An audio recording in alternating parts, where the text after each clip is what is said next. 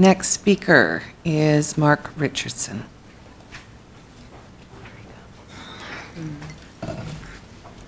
Interesting ideas.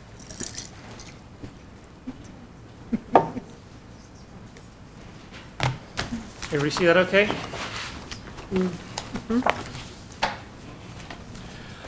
Councillors, I'd like to thank you for giving me the opportunity to speak to you today.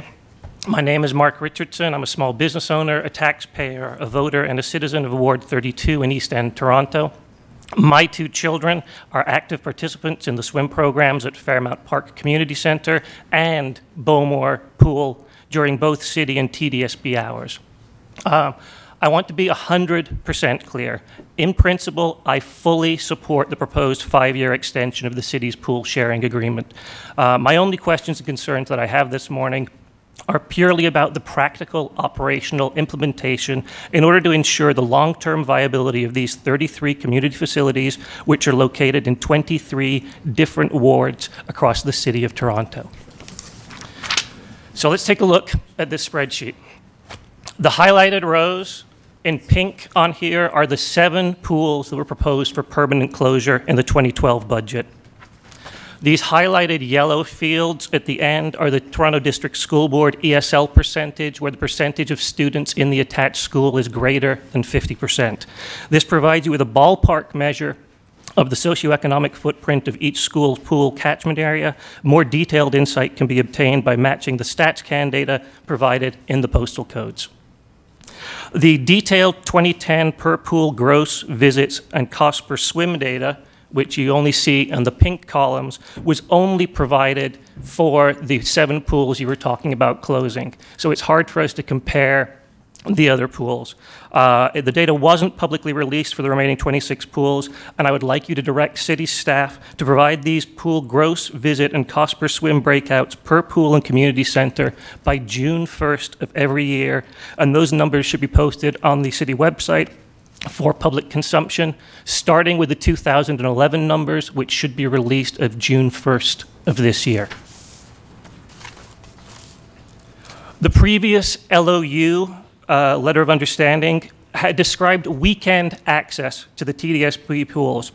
But in reality, if you look on the summary on page 2, right now you're only opening 10 of those 23 pools on Sundays. So you're not paying for weekend access, but you're really only getting Saturday access to those facilities. My understanding is that's because of additional permit fees that were required by the TDSB in order to open their facilities on Sundays. So you're opening less than 1/3 of the pools you're paying for. I'd like to ask staff whether those pools under the new letter of understanding are going to be open on Sunday. If they're not going to be open, why not?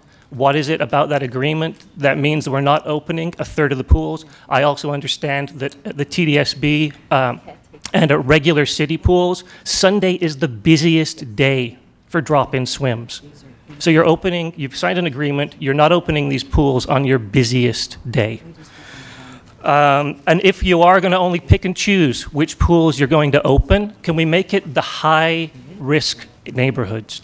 So if you look here, a good example on lines 14 and 15, wards 32 and 33. You've got 2 pools. You've got Glen Ames, which is in the beaches. It's got a 10% ESL area. It's open on a Sunday. It's also only got 387 students in its school. If you look at Georges Vanier, it's got 777 students, and it's got a 78% ESL. So could I request extra time? Can somebody move for extra time? I got some good questions to ask. Could you just expand on that last point? Could I expand on the last point about ESL? You seem to be opening the pools based on which door people walk through. The TDSB won't charge you an extra permit fee if you are walking through a TDSB door on a Sunday. They will charge you an extra fee at Bowmore, for example, because you're entering through the community center doors. So it's sort of an arbitrary, they're going to have the caretaker there either way, but depending on which door you walk through, the TDSB is adding on extra fees under the current letter of understanding. I don't know whether that exists in the next letter. It's not clear in the documentation. Okay, Councilman Havoc, are you finished your questions? Okay, are Thank there you. any other questions? Oh, yeah, Councillor Fletcher. When the pools, the standalone Toronto District School Board pools had their crisis and the 39 were going to close, every pool created a plan to get more people swimming in the pool in the off hours, and basically the same hours that the city is using the pools.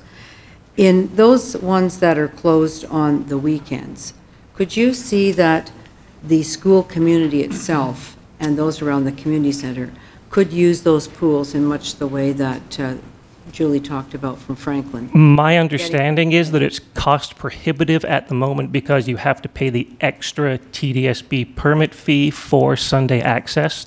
So I believe that if this LOU covers that, then yes, we'd be trying to that put would more be programming in, and could Susanna, who's going to speak in a few minutes, could probably put more speak to that. programming in, which would be permits to the city, which would then go to lower the cost of per swim, basically. Correct, yeah, exactly. I mean, cost per swim, if you're using it as a measure, you need to make it an equal measure. So you're using cost per swim for somewhere like Birchmount, which is a 100% city pool, but then you're comparing it to cost per swim for the TDSB use pools. You're not counting 20,000 swims a year at Bowmore, which are done during TDSB hours, in the cost per swim.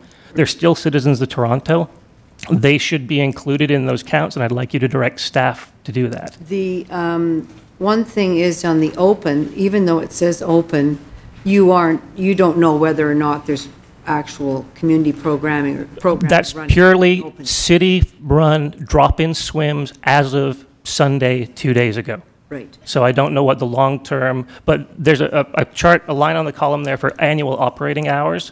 Obviously, if we're going to do cost per swim, we have to factor operating hours into that. Correct. You can't compare Birchmount to Glen Ames because it's open different hours. You certainly can't compare it to Franklin, which is closed on a Sunday.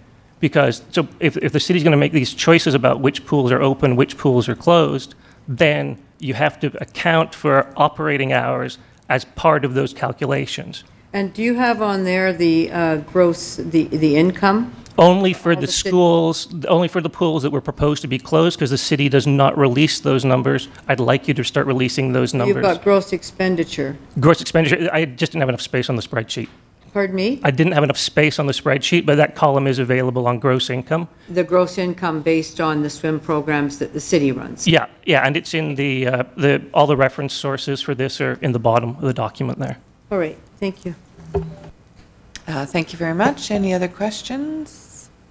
Seeing none, thank you, Mr. Richardson. Thank you.